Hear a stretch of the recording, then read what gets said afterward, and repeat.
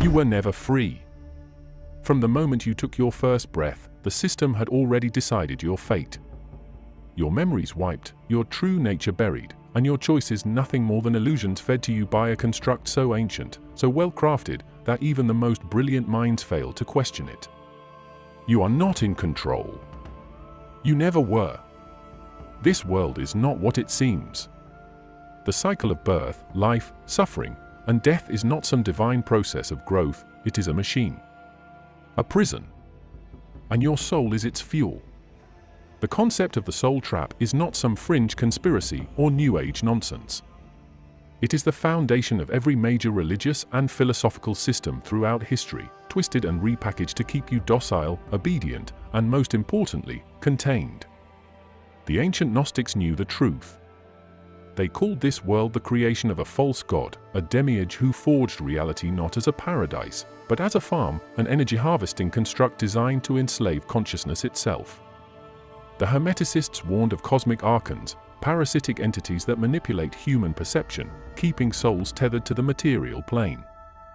The Vedic text spoke of Maya, the great illusion, where the souls of men are endlessly recycled through reincarnation, never allowed to escape the wheel of samsara. Still think you're here to learn lessons or grow spiritually? You've been lied to.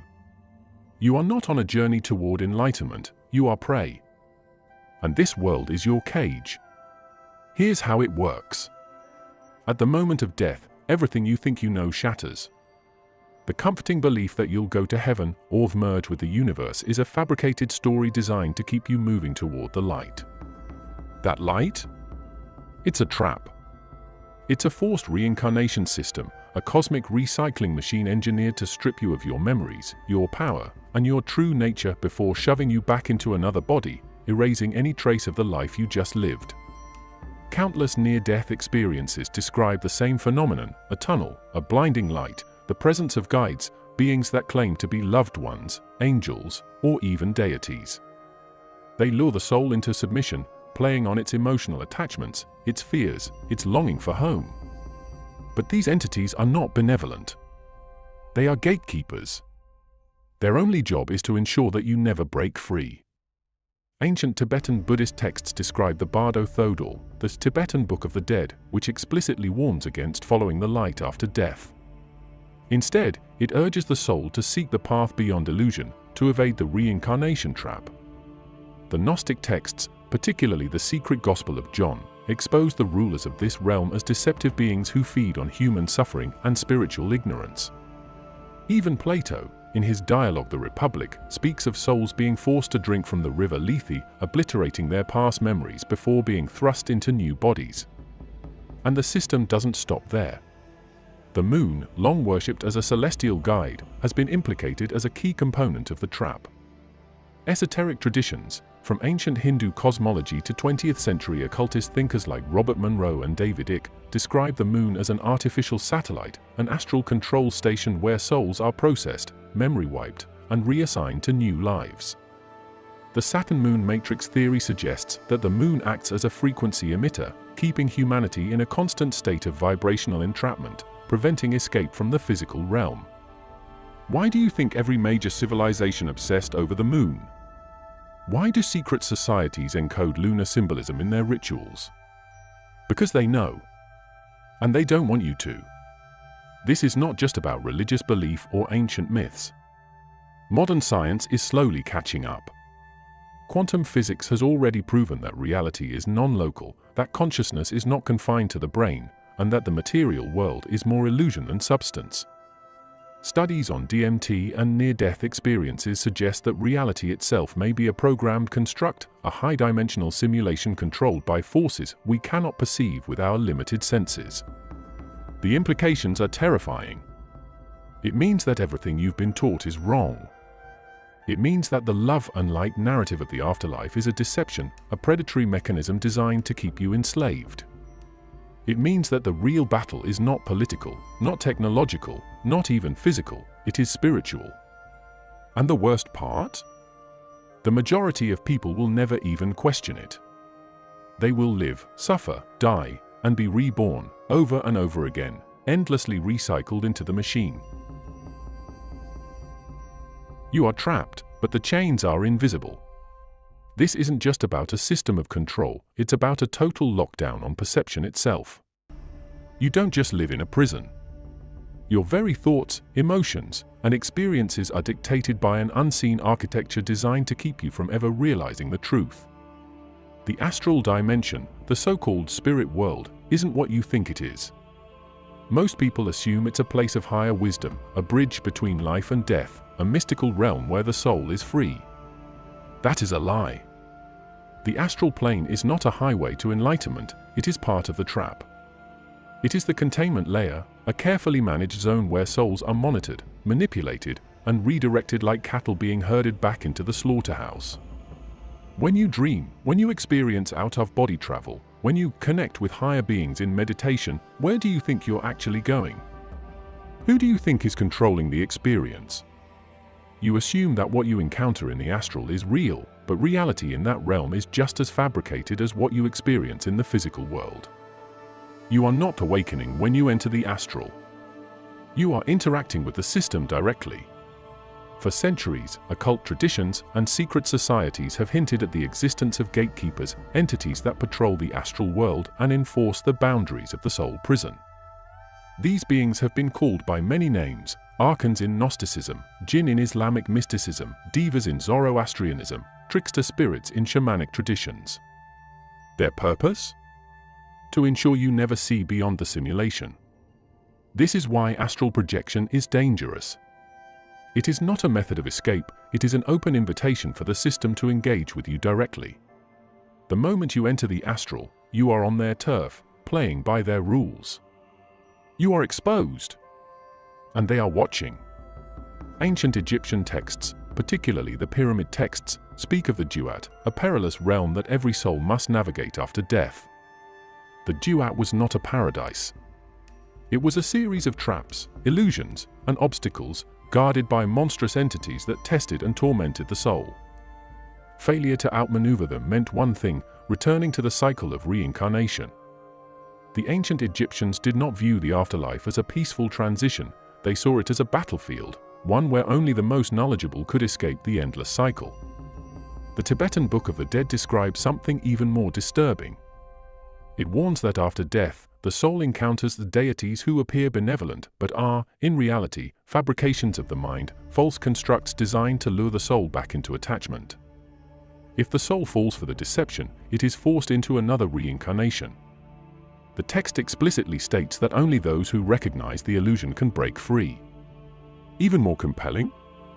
In the 20th century, Robert Monroe, one of the leading researchers in out-of-body experiences, documented firsthand that non-physical realms are inhabited by entities that control and monitor human souls. His writings reveal that astral experiences are artificially controlled and that certain areas are restricted, meaning, even beyond the physical world, your access to truth is deliberately blocked. Ask yourself this: why would there be restrictions? Who is enforcing them? You already know the answer.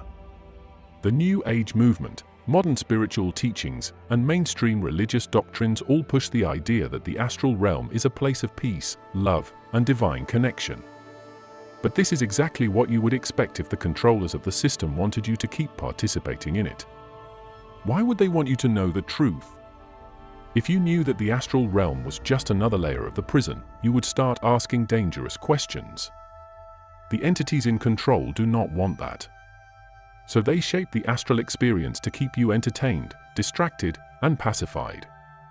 They feed you visions of paradise, divine encounters, and warm reunions with loved ones, all designed to reinforce the illusion that you are on the right path. Meanwhile, the real escape routes remain hidden, buried beneath layers of deception, distorted history, and deliberate disinformation. Those who come too close to exposing them are ridiculed, discredited, or eliminated. You think you're making choices. You think you have free will. But everything in your life, every decision, every impulse, every belief, is engineered. The system needs you to believe in freedom while keeping you trapped inside an invisible cage. That's the ultimate control. A prison where the inmates don't even know they are prisoners. Reality itself is not what it seems. You wake up every day, go through your routine, interact with the world around you, all while completely blind to the fact that you are inside a controlled simulation. This is not a metaphor. Your mind is being manipulated at a fundamental level. The food you eat, the thoughts you think, the emotions you feel, every single one of them is shaped by the system to keep you docile, distracted, and most importantly, obedient. It starts before you're even born. The moment your soul is forced back into a body, the programming begins. A biological operating system, your brain, is installed to ensure that you never question the rules of the game. Your body is designed to be weak, vulnerable to pain, dependent on food, water, and sleep. From the very start, your survival is placed in the hands of others, parents, teachers, governments, institutions. You are trained to follow orders, to conform, to obey authority without question. And just when you think you might start asking questions, the system gives you illusions of choice. You believe you're deciding your career, your beliefs, your lifestyle, but every option you're given was placed there by the system itself. Politics? A rigged game. Religion? A controlled narrative. Science? Only what they want you to know. Every aspect of reality has been pre-selected to keep you from ever realizing the truth. You are inside a machine that feeds off your energy.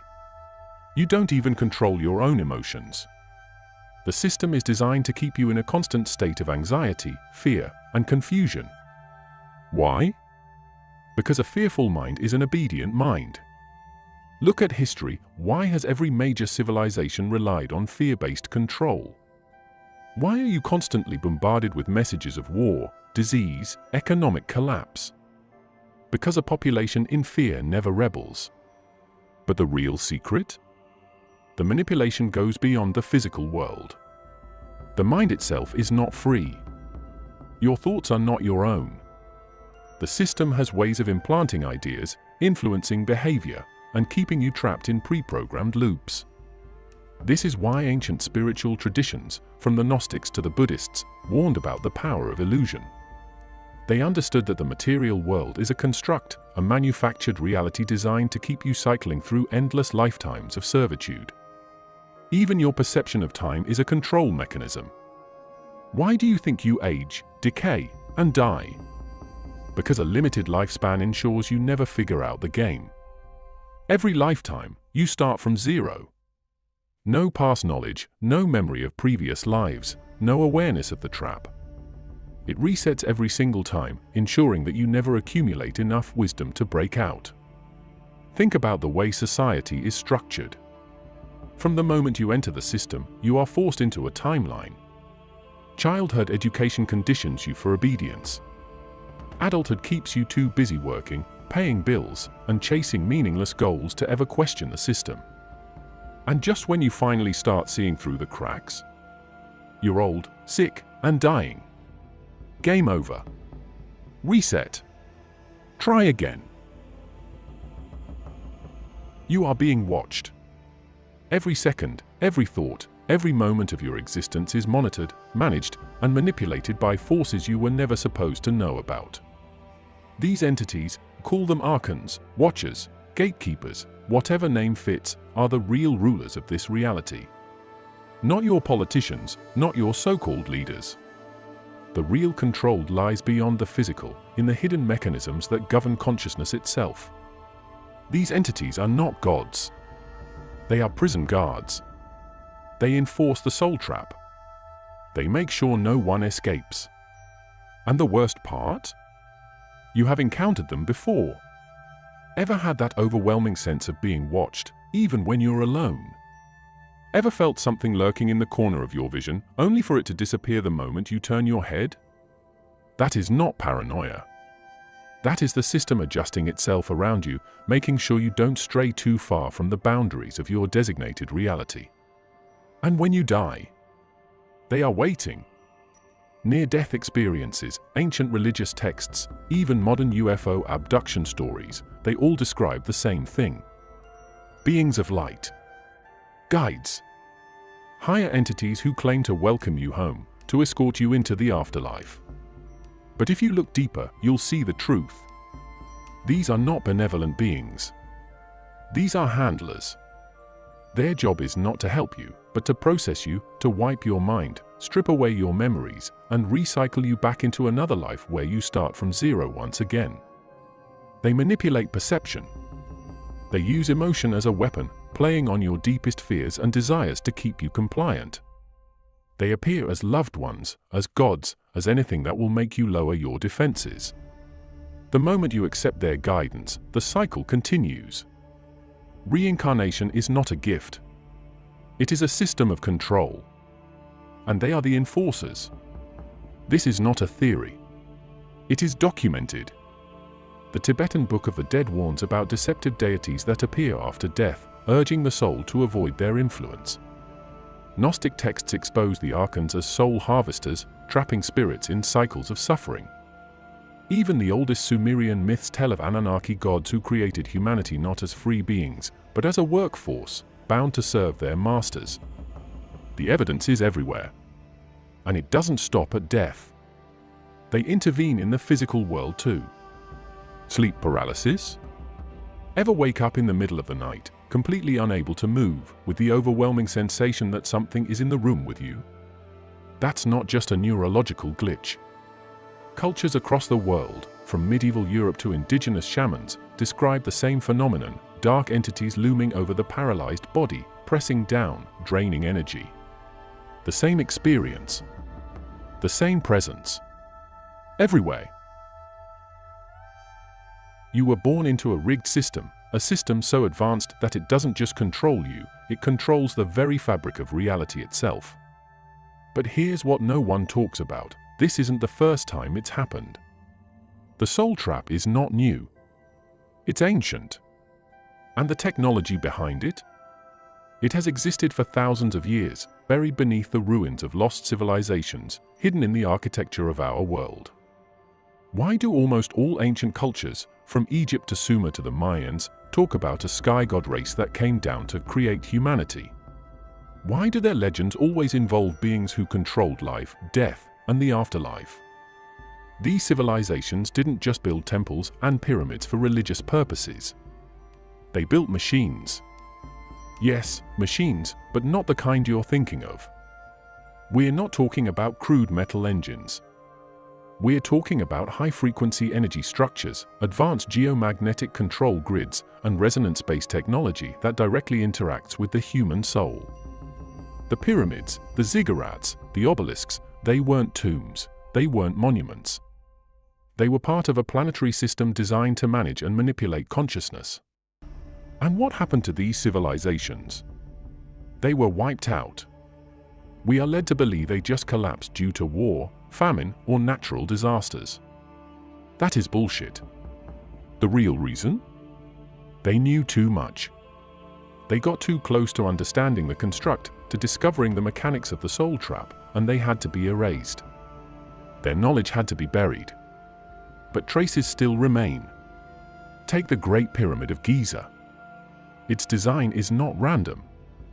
It aligns perfectly with star systems, operates as a massive energy capacitor, and sits at the exact center of the Earth's land mass. What does that tell you? It was part of a control system, a broadcast tower in the planetary soul containment grid. And it's not the only one. Look at Angkor Wat, Teotihuacan, Machu Picchu, sites built with mathematical precision, always aligned with celestial bodies, always constructed with materials that can conduct and store energy. Why? Because they were part of a network, a planetary control matrix that maintained the frequency prison. And then, suddenly, one after another, these civilizations collapsed. Their knowledge was stolen, their structures were either destroyed or repurposed, and the survivors? Forced back into ignorance. But here's where it gets even darker. The controllers never stopped using this technology. They just made sure you forgot about it. The Vatican, the Washington Monument, Stonehenge, the LHC at CERN, all of these are positioned within the same geometric framework as ancient power centers. Do you really think that's a coincidence?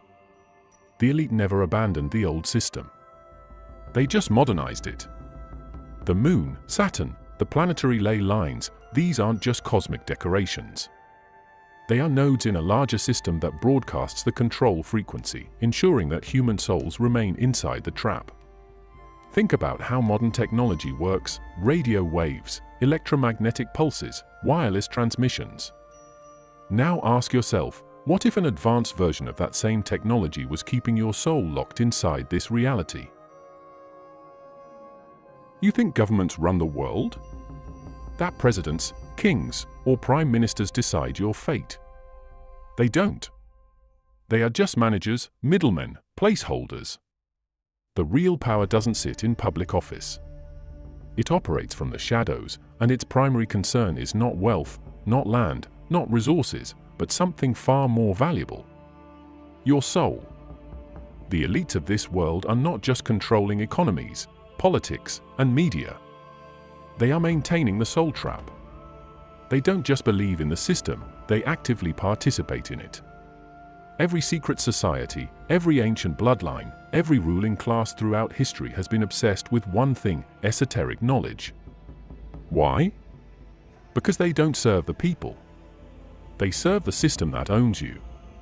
Look at the symbols they use. The all-seeing eye, the checkerboard floors, the obelisks, the Saturnian rings, the owl, the pyramids. These aren't decorations. These are calling cards. They mark their allegiance to the real rulers of this world, the entities who maintain the soul trap. The Vatican, the Freemasons, the Skull and Bones, the Black Nobility, the global banking families. These groups are not separate.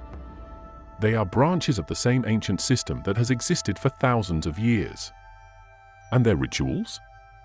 Their ceremonies? Those aren't just traditions, they are transactions. Look at the initiation rites in elite organizations. They all involve death and rebirth symbolism. Skulls, coffins, blindfolds, blood sacrifices. These are not random. They are mimicking the process that happens to every soul at death. They are reenacting the recycling mechanism because they understand that death is a business. It's not about money. It's about energy. The human soul emits energy, an energy that these beings, both physical and non-physical, feed on. Suffering, fear, trauma, despair, these emotions generate the highest levels of loose, raw energy, which the controllers harvest. This is why wars never end. This is why human history is a never-ending cycle of bloodshed, genocide, and catastrophe. Do you really think it's just about land, resources, or ideology? It's about generating mass trauma. Large-scale human suffering fuels the system, keeps the grid intact, strengthens the trap. Now think about what happens at an individual level. Ever wonder why ritual abuse exists at the highest levels of power? Why so many figures in elite circles are linked to horrific crimes against children? Because those acts generate the most potent energy. They're not just psychopaths. They are practitioners. They are sustaining the system. This is why the most powerful people on Earth obsess over Saturn, the Moon, and celestial alignments. They conduct rituals during eclipses, solstices, and planetary conjunctions not because they believe in superstition, but because they are actively working within the construct. They are not just maintaining control over human society. They are managing the energy flow within the soul trap itself. And the most sinister part?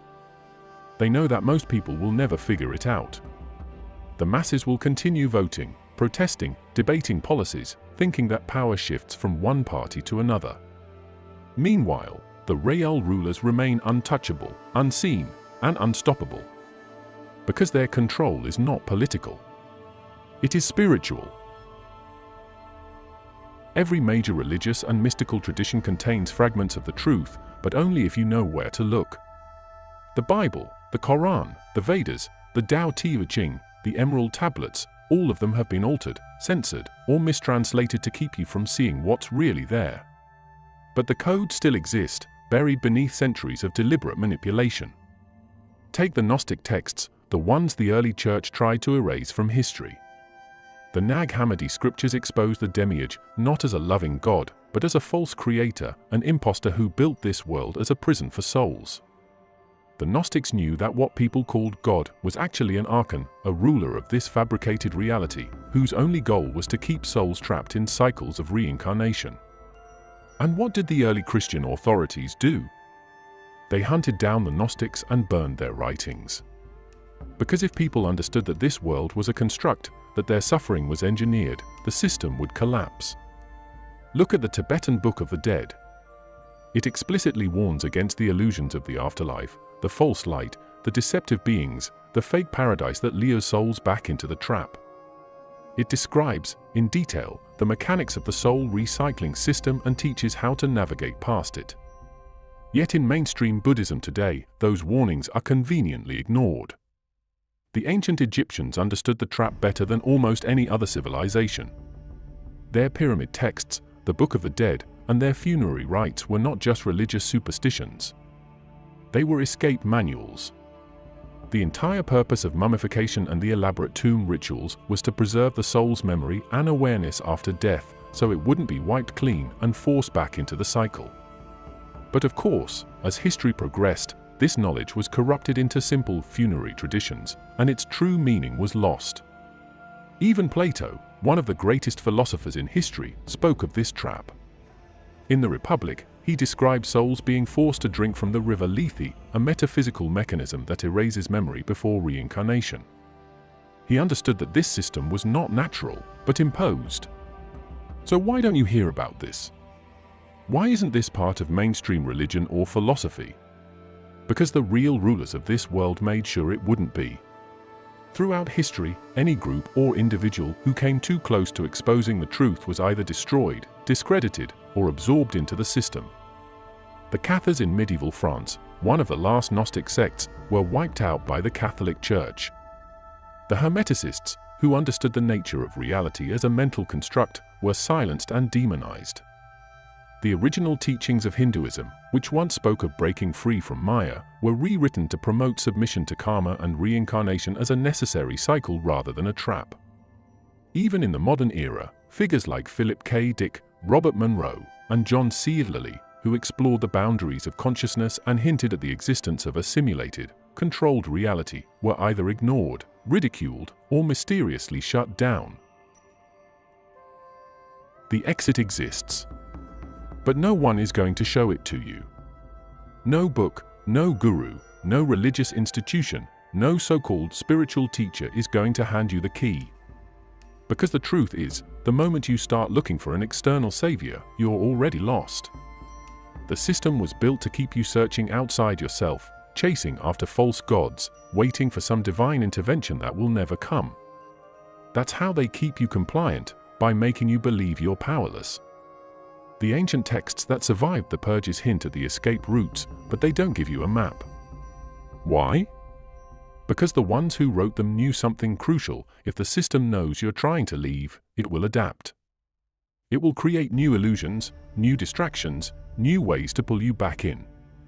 That's why there's no single, universal method to breaking out, because the trap is customized for each soul.